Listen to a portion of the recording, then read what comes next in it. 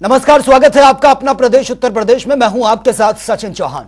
हाल ही में उत्तर प्रदेश सरकार ने अन्य राज्यों की तुलना में अपराधों के आंकड़ों पर एनसीआरबी की एक रिपोर्ट जारी की है और बताया गया कि अपराध पर अंकुश लगाने में उत्तर प्रदेश सरकार लगातार प्रयास कर रही है। अपराध के कई आंकड़ों में यूपी 28वें और 29वें नंबर पर है, लेकिन राजधानी लखनऊ अपराध के मामले में नंबर 1 पर बना हुआ है। लखनऊ से संवाददाता तौकीर किदवई की ये रिपोर्ट आप देखिए। गांव का मौसम गुलाबी है, मगर ये आंकड़े झूठे हैं, ये दावे किताबी हैं। आदमगोंडवी का ये शेर फिलहाल उत्तर प्रदेश सरकार की तरफ से जारी किए गए एनसीआरबी के आंकड़ों पर एकदम सटीक बैठते हैं। हाल ही में सरकार की तरफ से दावा किया गया कि कई ऐसे आपराधिक मामले हैं जिसमें आंकड़ों की बात की जाए तो उत्तर प्रदेश में अपराध घटा है। चाहे वो महिला अपराध हो, रेप हो, डकैती हो, कई मामलों में उत्तर प्रदेश में पिछड़े जो पायदान है उस पर उत्तर प्रदेश है, यानी कि लगातार अपराध की कमी हो रही है। आंकड़े बताते हैं कि 2021 में 2160 मामले दर्ज किए गए थे महिला अपराध से जुड़े और 2022 में 2331 मामले दर्ज किए गए। लखनऊ की बात की जाए तो इन्हीं आंकड़ों में ये भी एक आंकड़ा दर्ज है कि लखनऊ में लगातार अपराध बढ़ा है और अपराध में लखनऊ उत्तर प्रदेश में फिलहाल कई मामलों में नंबर 1 है। सिर्फ रेप की बात की जाए तो 156 रेप के केस सिर्फ अकेले लखनऊ में दर्ज किए गए। नेशनल क्राइम रिकॉर्ड ब्यूरो ने वर्ष 2022 के अपराध के आंकड़े जारी कर दिए गए हैं। उत्तर प्रदेश सरकार तथा उत्तर प्रदेश पुलिस के द्वारा अपराध और अपराधियों के प्रति जो जीरो टॉलरेंस की नीति अपनाई गई है तथा उसके साथ साथ विभिन्न विभागों के समन्वय से जो प्रयास किए गए हैं उसके सार्थक परिणाम क्राइम इन इंडिया 2022 के द्वारा प्रख्यापित आंकड़ों में स्पष्ट नज़र आ रहे हैं। अगर हम पूरे आईपीसी अपराध को देखें तो भारतवर्ष का लगभग 11.28% आईपीसी अपराध उत्तर प्रदेश में घटित हुए हैं और विभिन्न राज्यों में हमारी रैंकिंग 20वें स्थान पर है। 2019 में सीएनआरसी दंगे के बाद उत्तर प्रदेश में सबसे पहले राजधानी लखनऊ में कमिश्नरेट सिस्टम लागू किया गया और दावा किया गया कि इसके बाद लखनऊ में अपराध कम होगा। अधिकारियों की फौज उतारी गई सड़कों पर और कहा गया कि चाहे वो ट्रैफिक हो, चाहे वो लूट हो, डकैती के मामले हो या महिला अपराध यानी कि रेप और छेड़छाड़ के मामलों में भी लखनऊ में कमी आएगी। लेकिन दावे उलट हैं। करीब 4 साल बीत गए कमिश्नरेट को, लेकिन जो आंकड़े कहते हैं उसमें लगातार बढ़ोतरी हुई है। सिर्फ 1 साल में 156 रेप केस सिर्फ लखनऊ में दर्ज किए गए और ये बताता है कि राजधानी सुरक्षित नहीं है। अपराध नियंत्रण के दावों के बीच एक घटना ने लखनऊ पुलिसिंग की पोल खोल दी। 5 दिसंबर को मेडिकल कॉलेज में अपना मानसिक इलाज कराने पहुंची एक युवती को 2 एम्बुलेंस चालक और एक चाय का ठेले लगाने वाले युवक ने एम्बुलेंस में अगवा किया और शहर से लेकर हाईवे तक उसके साथ रेप किया। 25 किलोमीटर तक गाड़ी चलती रही और शहर की सड़कों से लेकर हाईवे तक उसने सफर तय किया, लेकिन पुलिस को इसकी भनक तक नहीं लगी, जबकि मामला एक हाई प्रोफाइल अधिकारी से जुड़ा हुआ था।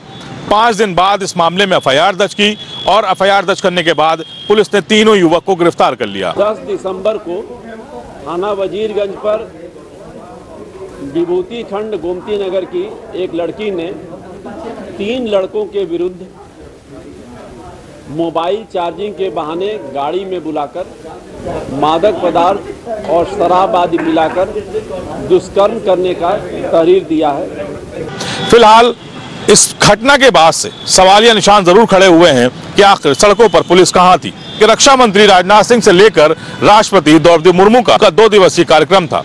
ऐसे में सुरक्षा व्यवस्था के इंतजाम पुख्ता कर लिए गए थे। तो ये दावा किया गया था सभी जगहों पर चौराहों पर पुलिस की मौजूदगी रहेगी, लेकिन इसके बावजूद एक युवती को जो एक कॉलेज की छात्रा भी थी उसे वैन में यानी कि एम्बुलेंस में रखकर 3 युवकों ने गैंगरेप किया और 25 किलोमीटर तक गाड़ी दौड़ाने के बाद हाईवे पर उसे छोड़कर फरार हो गए। देखिए, एनसीआरबी के जो आंकड़े जारी हुए हैं उसमें उत्तर प्रदेश अव्वल स्थान पे है महिला अपराध के मामले में। और समाजवादी पार्टी लगातार इस बात को उठाती रही है कि उत्तर प्रदेश में मां बहन बेटियां वो घरों में सुरक्षित नहीं है, स्कूल कॉलेज और सड़क पे सुरक्षित नहीं है। पुलिस ने तीनों युवकों को गिरफ्तार कर इस पूरी घटना का खुलासा तो किया, लेकिन इस घटना के बाद से सवाल जरूर खड़े हुए।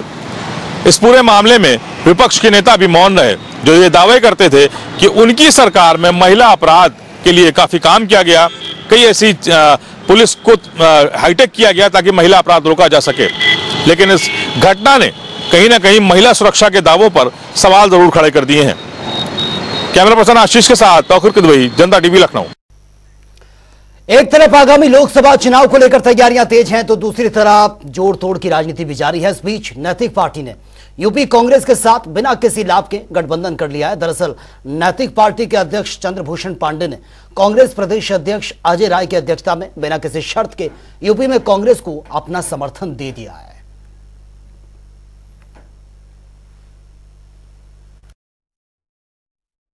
इनकी सोच है, वो सोच हमारे स्वर्गीय राजीव गांधी जी ने जो सपना देखा था, गांव की सरकार, हमारा गांव मजबूत होगा, जो उसी समय से जो उन्होंने एक विचार, एक सोच लाई थी, जो सेक्रेटरी प्रधान और एक गांव की अपनी मुख्यमंत्री जैसे एक उसकी अपनी कैबिनेट हो, जिस तरीके से गांव में काम करे, गांव का विकास हो, और वो असमय चले गए, इसलिए वो पूरी चीजें साकार नहीं हो पाई। उसी को लेकर आगे आप चल रहे हैं गांव सरकार, और इनके नैतिक पार्टी हम सब लोगों का समर्थन करने के लिए पूरी तरीके से, कोई कंडीशन नहीं, अनकंडीशनल सपोर्ट, ना हमें टिकट चाहिए, ना हमें कोई पद चाहिए, ये आपके साथ रहेंगे। 2024 के लोकसभा चुनाव को लेकर अब कुछ ही समय बचा है और सभी राजनीतिक दल अपनी अपनी तैयारी में जुटे हैं। सपा कार्यालय के बाहर लगी एक होर्डिंग चर्चा का विषय बनी हुई है। आपको बता दें कि समाजवादी पार्टी दफ्तर के बाहर रात में एक पोस्टर लगा दिया गया, जिसमें फिर से ईवीएम हटाकर बैलेट व्यवस्था लागू करने की मांग की गई है।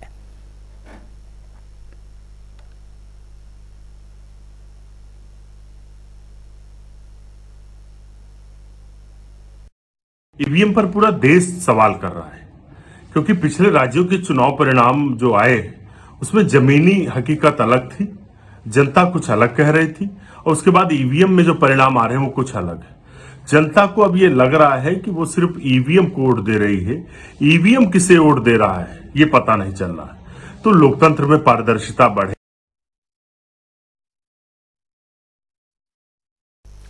और वाराणसी में आज काशी विश्वनाथ धाम का दूसरा लोकार्पण उत्सव बड़ी धूमधाम के साथ मनाया जा रहा है। पूरे मंदिर परिसर को फल और मालाओं से सजाया गया। तस्वीरें आपके सामने हैं। काशी विश्वनाथ कॉरिडोर के 2 साल पूरे होने पर विभिन्न कार्यक्रमों का आयोजन किया जा रहा है और आज लोकार्पण उत्सव पर मंदिर में रुद्राभिषेक और पूजन के साथ ही सांस्कृतिक आयोजन भी किया गया। आपको बता दें कि पिछले 2 सालों में 13 करोड़ से भी ज्यादा भक्त अब तक बाबा के दर्शन कर चुके हैं। बाबा विश्वनाथ के 2 वर्ष जो पूर्ण हुए उसमें आप सबका भी अतुलनीय योगदान और सहयोग था। सभी जितने भी श्रद्धालु आए उनका सबका भी सहयोग था कि सकुशल कहीं भी किसी भी प्रकार की कोई समस्या उत्पन्न नहीं हुई। इन 2 सालों में अगर यात्रा को देखा जाए तो शुरू से लेके जब धाम बना था तब से अब तक हमने बहुत से ऐसी व्यवस्थाएं हैं जिनको सुदृढ़ किया है और आगे भी इन व्यवस्थाओं को सुदृढ़ किया जाता रहेगा। 2 साल में लगभग 13 करोड़ श्रद्धालु दर्शन करने आए हैं, जिन्होंने यहाँ पे विभिन्न धार्मिक क्रियाकलाप आयोजित किए हैं। इन 2 वर्षों में तमाम ऐसी व्यवस्थाएं थी जो श्रद्धालुओं को आने के लिए प्रेरित करती थी, उनको हमने लगातार बढ़ाया है और आगे भी बढ़ाते रहेंगे।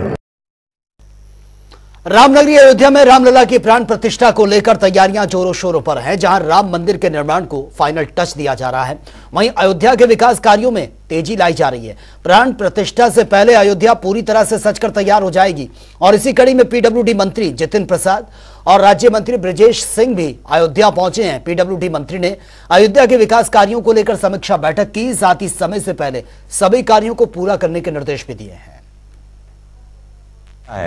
वो आज प्रधानमंत्री जी का आगमन होगा, आप देखिएगा, स्पष्ट निर्देश दे दिए गए हैं जो हमारे सामने दिख ही रहे हैं आपको। राम पथ है, भक्ति पथ है, तमाम ऐसे लोक निर्माण विभाग के जो निर्माण निगम है उसके अधीन भी यहाँ जो गैलरी हैं और तमाम बिल्डिंगें बन रही हैं उसके लिए भी निर्देश दिए हैं। जितने रेलवे ओवरब्रिज और सेतु के निर्माण कार्य हैं उसमें भी समय सीमा पर निर्देश दे दिए गए हैं कि जल्द से जल्द पूरा कराएं। आप देखिएगा अयोध्या जो माननीय प्रधानमंत्री जी और माननीय मुख्यमंत्री जी के मंशानुरूप एक भव्य नगरी का जो निर्माण हो रहा है वो लोगों की आंखों के सामने आपको दिखने को मिलेगा। प्रधानमंत्री के पहुंचने से पहले तैयारियों का जायजा लेने कैबिनेट मंत्री पीडब्ल्यूडी जितिन प्रसाद, मैं अपने कैमरे के माध्यम से दिखाऊंगा, अब कैबिनेट मंत्री और राज्य मंत्री के साथ पीडब्ल्यूडी मिनिस्टर जितिन प्रसाद पहुंचे हैं। अधिकारियों के साथ समीक्षा बैठक कर रहे हैं और जितने भी चाहे राम पथ हो, चाहे भक्ति पथ हो, चाहे लक्ष्मण पथ हो, उन सब की तैयारियों का निरीक्षण और जायजा अधिकारियों के साथ बैठक करने स्वयं पीडब्ल्यूडी मिनिस्टर जितिन प्रसाद अयोध्या पहुंचे हैं और अधिकारियों को एक सख्त निर्देश दिए हैं क्योंकि आने वाले समय में देश के प्रधानमंत्री नरेंद्र मोदी आएंगे, उनके हाथों एयरपोर्ट हो चाहे रेलवे स्टेशन हो उसका उद्घाटन होना है। तो इसी कड़ी में जितिन प्रसाद आज समीक्षा बैठक करने पहुंचे हैं और जिस समीक्षा बैठक करने के बाद उन्होंने बताया कि देश के प्रधानमंत्री आने वाले समय चाहे लक्ष्मण पथ हो, चाहे भक्ति पथ हो, चाहे रिंग रोड हो, उन सब का शिलान्यास देश के प्रधानमंत्री नरेंद्र मोदी के हाथों होना है। वीडियो पर्सन कृष्णा के साथ बीएस लाठी, जनता टीवी, अयोध्या। माघ मेले में साधु संतों और संस्थाओं को भूमि आवंटन 21 दिसंबर से शुरू हो जाएगी। वहीं माघ मेले में भूमि आवंटन को लेकर साधु संतों की बैठक शुरू हो गई है। इसी कड़ी में साधु संतों ने बैठक कर जरूरी प्रस्ताव पास कर दिए। साथ ही साधु संतों ने माघ मेले में अतिरिक्त जमीन आवंटित करने की मांग भी की है।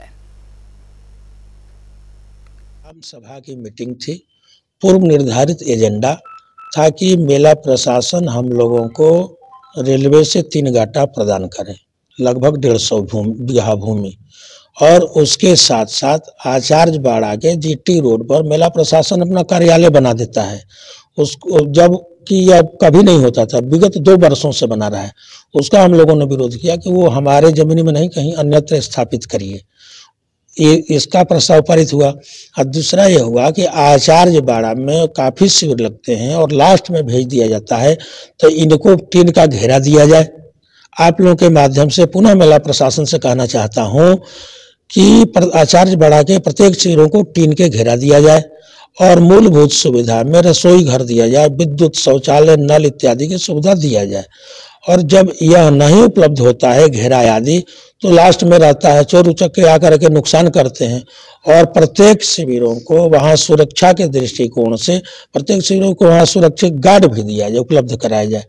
प्रशासन को सचेत करना चाहते हैं कि हमारी मीटिंग श्री वैष्णव आश्रम दारागंज में संपन्न हुई है। हम प्रशासन से मांग किए कि हमें 2 गाटा न देकर 3 गाटा दिया जाए, 150 बीघा जमीन उपलब्ध कराई जाए और सभी शिविरों के लिए मूलभूत सुविधा प्रदान की जाए, सुरक्षा घेरा के सहित, और साथ में हमें जो है जो सुरक्षा गार्ड है उनको उपलब्ध कराया जाए। हमारे अध्यक्ष महोदय जी अभी आपसे चर्चा कर रहे थे, ये तत्काल होना चाहिए। नहीं अगर होता है तो हम लोग अगला कदम उठाएंगे और इसका प्रस्ताव, इसका ज्ञापन हम मुख्यमंत्री उत्तर प्रदेश तक भेजेंगे और जिससे अगली कार्रवाई की जाए।